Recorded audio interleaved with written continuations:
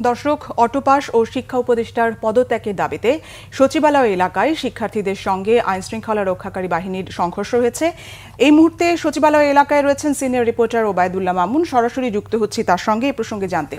মামুন, শিক্ষার্থীদের সঙ্গে আইনশৃঙ্খলা বাহিনীর ধাওয়া পাল্টা ধাওয়ার পর সেখানকার সবশেষ অবস্থা আমাদের জানাবেন।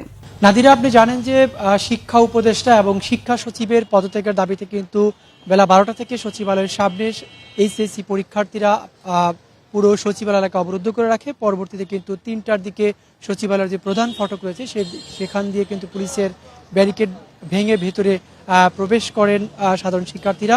তারপর কিন্তু সচিবালয়ের অভ্যন্তরে যে পুলিশের ভ্যান ছিল সেই ভ্যানে আন্দোলনকারীরা ভাঙচুর করে। তার পরবর্তীতে পুলিশ, সেনাবাহিনী সহ কিন্তু সাধারণ শিক্ষার্থীদের লাঠিপেটা করে সচিবালয় থেকে বের করে দেয়।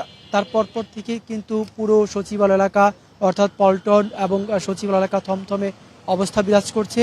এবং পরপরই কিন্তু আইনশৃঙ্খলা বাহিনী অর্থাৎ বাংলাদেশ পুলিশ, সেনাবাহিনী, বিজিবি এবং কিছুক্ষণ আগে অর্থাৎ ঘণ্টাখানেক আগে কিন্তু সোয়াত টিমও এই সচিবালয় এলাকায় মোতায়েন করা হয়েছে। যদিও এখন অনেকটাই পরিস্থিতি স্বাভাবিক এবং যান চলাচলও স্বাভাবিক রয়েছে, কারণ 3টার পর থেকে কিন্তু সচিবালয়ের সামনে যে সড়কটি রয়েছে সেটি কিন্তু পুরোটাই বন্ধ ছিল। এবং 5টার দিকে কিন্তু আপনার বাইতুল মোকাররমের সামনে অর্থাৎ বাইতুল মোকাররম এবং জিপিওর সামনে কিন্তু পুলিশ আন্দোলনকারীদের সরিয়ে দিতে সাউন্ড গ্রেনেড ছোড়ে এবং পুরো এলাকা কিন্তু আবারও একদম আতঙ্ক বিরাজ করতে দেখা যায়। এই সময় কিন্তু বেশ কয়েকজনকে পুলিশের পক্ষ থেকে আটক করা হয়েছে, যদিও তাদের নাম, ঠিকানা বা পরিচয় কিছুই গণমাধ্যমে বলা হয়নি।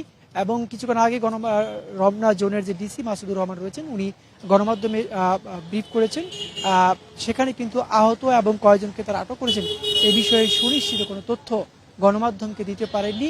এবং উনি যে বিষয়টি বলেছেন যে চেষ্টা করেছেন শিক্ষার্থীদেরকে, আন্দোলনকারীদেরকে লাঠিপেটা না করেই তাদেরকে বের করে দেওয়ার জন্য, কিন্তু সচিবালয়ের মতো একটি সেন্সিটিভ এলাকা এবং খুব গুরুত্বপূর্ণ একটি পয়েন্ট, সেজন্য তাদেরকে আসলে এক পর্যায়ে লাঠিপেটা করেই এখান থেকে। ওবায়দুল্লাহ মামুন, আপনাকে ধন্যবাদ।